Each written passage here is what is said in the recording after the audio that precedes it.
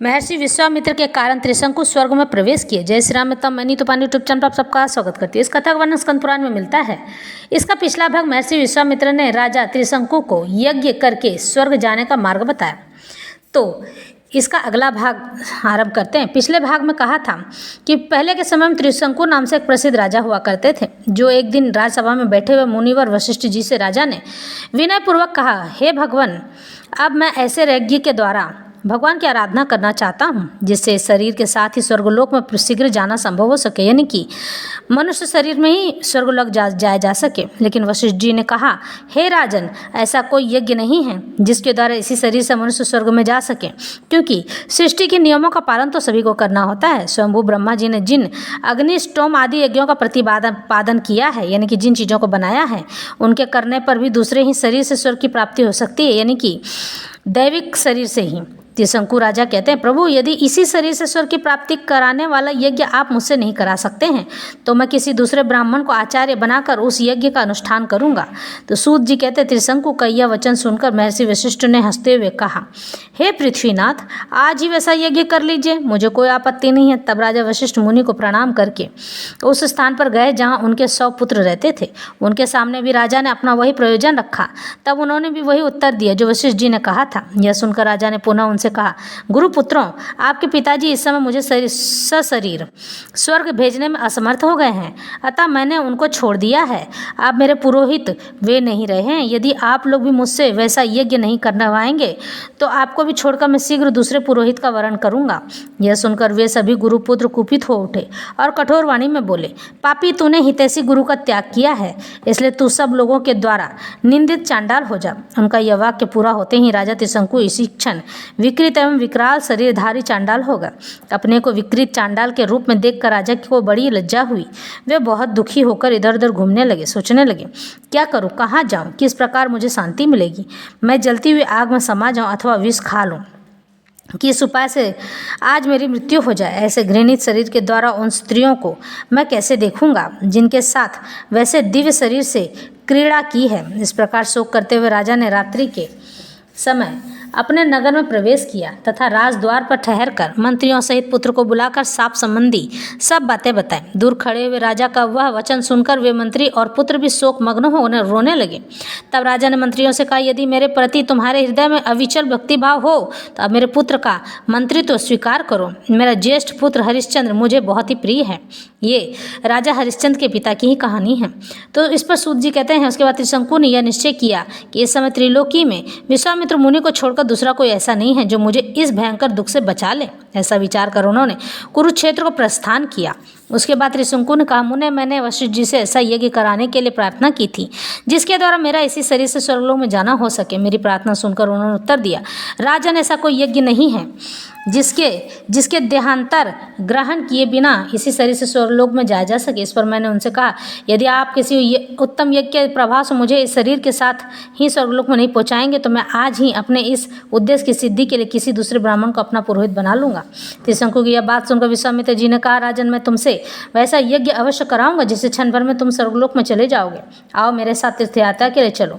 बहुत दिनों तक तीर्थ यात्रा होने पर भी राजा त्रिशंकु के पाप समाप्त नहीं हुए और उन्हें इस हाल में देखकर विश्वामित्र जी बड़े ही परेशान होने लगे और कहने लगे कि मैं कितने दिन से इसे लेकर तीर्थ यात्रा कर रहा हूँ, लेकिन इसके तो पाप कम होते ही नहीं हैं।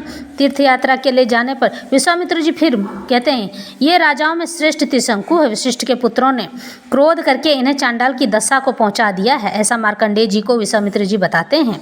मैंने इनसे प्रतिज्ञा की है कि जब तक तुम पवित्र नहीं हो जाओगे तब तक मैं तुम्हारे साथ सब तीर्थों में भ्रमण करूंगा। मैंने पृथ्वी के सभी तीर्थों और मंदिरों में भ्रमण कर लिया, परंतु ये अभी तक पवित्र न हो सके, अतः अब मैं इस पृथ्वी को त्याग कर कहीं अन्यत्र चला जाऊंगा। तो मार्कंडेय जी ने कहा, सुनो मुने, यदि ऐसा है तो आप इस पृथ्वी को त्याग कर कहीं न जाइए। इस पर्वत से नेतृत्व कोण में अनर्त देश के भीतर एक स्थान है जहाँ श्रेष्ठ देवताओं ने पहले सुवर्णमय शिवलिंग की स्थापना की थी। पाताल में जो हाटकेश्वर लिंग प्रसिद्ध है, उसी के नाम पर इस शिवलिंग को भी लोक में हाटकेश्वर कहते हैं। द्विश्रेष्ठ वहीं पाताल गंगा का जल है जो रसातल से प्रकट हुआ है। उसी के द्वारा यत्नपूर्वक पाताल में प्रवेश करके श्रद्धापूर्वक आप लोग पाताल गंगा के जल में स्नान करें। उसके पश्चात त्रिशंकु हाटकेश्वर का दर्शन करके चांडालत्व से मुक्त एवं शुद्ध हो जाएंगे। इस तरह से जिस तरह से उन्होंने कहा था उन्होंने वैसा ही किया और त्रिशंकु राजा चांडालत्व से मुक्त हो गए। तो ब्रह्मा जी फिर कहते हैं, ब्राह्मण देहांतर ग्रहण किए बिना केवल कर्म यज्ञ से स्वर्ग की प्राप्ति नहीं हो सकती है। हम सब देवताओं के मुख अग्नि हैं।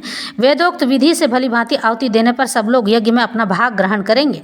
अतः राजा अग्नि मुख में ही आहुति दें, फिर उस यज्ञ के प्रसाद से देह त्याग के पश्चात वे अवश्य स्वर्ग प्राप्त कर लेंगे। तो सूत जी कहते हैं, ब्रह्मा जी का वचन सुनकर विश्वामित्र जी बोले, अच्छा तो आप मेरी तपस्या का बल देखना चाहते हैं? मैं अपनी तपस्या का बल दिखाता हूँ। मैं त्रिशंकु से विधिवत दक्षिणा युक्त यज्ञ कराकर उसी के द्वारा उन्हें यहाँ ले आऊँगा। ऐसा कहकर विश्वामित्र जी पृथ्वी पर लौट गए और महात्मा त्रिशंकु के यज्ञ को संपन्न करने की इच्छा से संलग्न हो गए। यज्ञ प्रारंभ के लिए योग्य शुभ समय आने पर उसी श्रेष्ठ वन में उन्होंने वेदों के पारंगत ब्राह्मणों को बुलाकर राजा को यज्ञ की दीक्षा दी। उस यज्ञ में वे स्वयं ही वहाँ के वेदाक्त हुए, उस यज्ञ को करने के लिए तैयार हुए। महर्षि गौतम को ब्रह्मा का पद प्राप्त हुआ। मित्रा, वरुण, कर्म, महर्षि च्यवन, अग्निर और आदि सब ऋषि को वहाँ अच्छावक बनाया गया। श्रद्धालु त्रिशंकु ने इन सबको ऋत्विज बनाया, यानी ब्राह्मण बनाया एवं स्वयं बाल कटवाकर मृग चर्म हिरण के चमड़े पर धारण किया।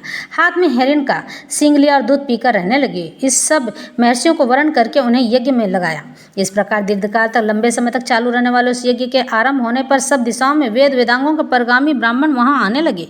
बहुत से दीन, अंध, कृपण, कंगाल, गृहस्थ आए। वहाँ सब और अन्नमय पर्वत खड़े किए गए थे और श्रेष्ठ ब्राह्मणों को दान देने के लिए अनेक प्रकार की असंख्य वस्तुएं संग्रह की गई थी। देवता अग्निमुख से राजा के हवन को ग्रहण कर रहे थे। इस प्रकार यज्ञ करते हुए राजा के 12 वर्ष व्यतीत हो गए, किंतु उन्हें अभिष्ट फल की प्राप्ति नहीं हुई। उसके बाद उन्होंने यज्ञांत स्नान किया तथा ऋतुजों को यथा योग्य दक्षिणाएं देकर तृप्त किया। ब्राह्मणों को विदा करने के बाद राजा त्रिशंकु ने वहाँ आए हुए अन्य संबंधियों और मित्रों को भी विदा किया। तो उसके बाद वे विश्वामित्र जी से बोले, ब्राह्मण, आपके प्रसाद से मुझे दुर्लभ फल की प्राप्ति हुई, चांडालता भी नष्ट हो गई है, परंतु इसी शरीर से स्वर्गलोक नहीं मिला। केवल यही एक दुख मेरे हृदय में कांटे की तरह चुभ रहा है।